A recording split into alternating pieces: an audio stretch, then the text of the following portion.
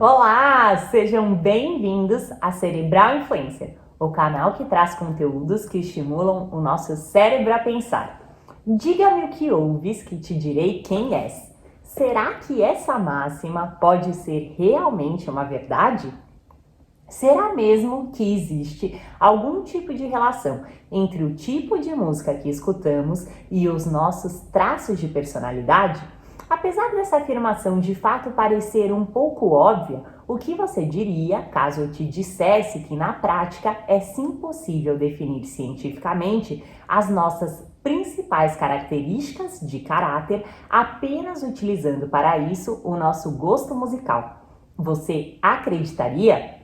Verdadeiramente intrigados por essa enigmática questão, um grupo de curiosos cientistas escoceses da Universidade de Watts elaborou e desenvolveu um rigoroso estudo no qual foram entrevistados nada mais, nada menos do que 36 mil sujeitos voluntários, justamente com a intenção de analisar a suposta relação entre o gosto musical e o tipo predominante de personalidade de cada um deles.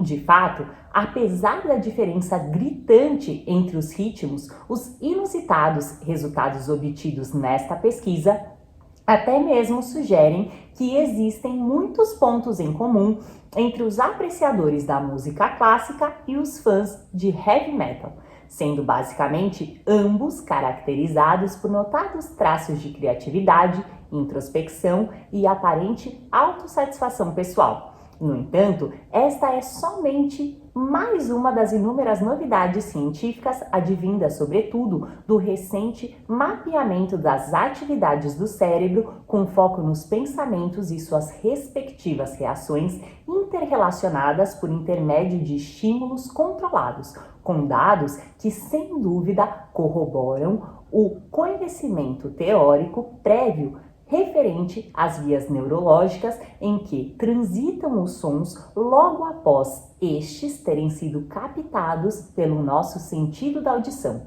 Verdade é que muitos destes estudos comprovam igualmente que existem em nosso corpo vias neurológicas específicas que, entre outras coisas, realizam o processamento, a análise e as conexões afetivas dedicadas com exclusividade à música.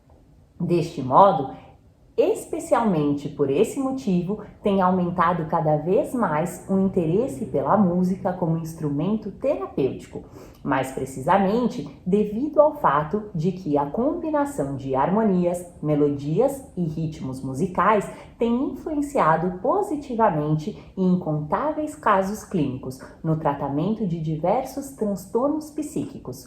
Outras pesquisas sugerem ainda que escutar música pode não apenas amenizar dores crônicas, como também suavizar casos de depressão severa, fomentar o incremento da inteligência, influenciar na manutenção de uma saúde mental adequada, além de regularizar a atividade do sistema imunológico como um todo.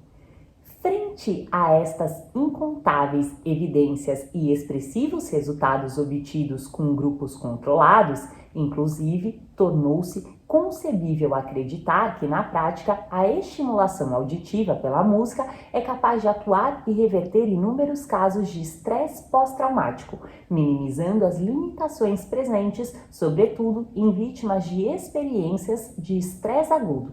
Cada vez mais, distintas metodologias têm propiciado um enorme avanço na compreensão da estrutura e do funcionamento cerebral, confirmando o poder da musicoterapia na resolução de distúrbios como forma de reorganizar as memórias traumáticas. Assim sendo, a neuroacústica, a grosso modo, opera justamente na tentativa da resolução de limitações de determinadas condições humanas adquiridas, assim como na potencialização de talentos latentes ou em desenvolvimento, A sua proposta primordial busca, por meio da estimulação auditiva, demonstrar como é possível utilizarmos os avanços atuais da neurociência em prol do aperfeiçoamento de talentos, da criatividade, do raciocínio lógico e abstrato e do encorajamento à socialização como pilares indispensáveis para a construção de uma sociedade mais justa e menos desigual.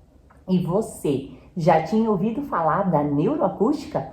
Então venha pensar fora da caixinha, acesse www.cerebralinfluencer.com.br. Muito obrigada e até o próximo vídeo!